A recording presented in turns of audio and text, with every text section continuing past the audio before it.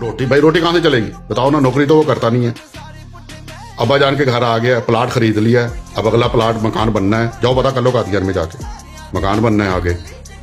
ठीक है, रोजी रोटी भाई ये समझना चाहिए था कि ये पैसा आर्जी चीज है। खलीफाबाद की नाफरमानी करके बज़ाहिर तो पैसा आ जाएगा, बेसुकूनियां है भाई, बेसुकूनियां लाइफ के अंदर।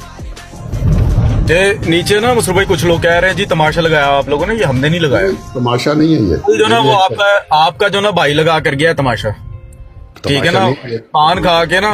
पान खा के मैं दिल्ली का रिटवान बोल रहा देवबंदी। अरे भाई ये मेरी प्रॉब्लम थोड़ी है कोई, मेरी प्रॉब्लम थोड़ी है कोई। ये वो लगा कर गया तमाशा, हमने तमाशा नहीं लगाया।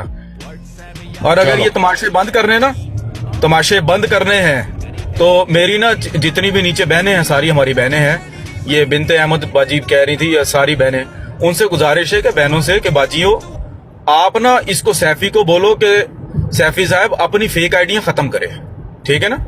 ये जितनी भी ये मौलाना तबरेज शमसी, आशिक रसूल, डीपी, ये सब इन्हीं की आइडियां, तीनों में से कोई चला रहा है ये।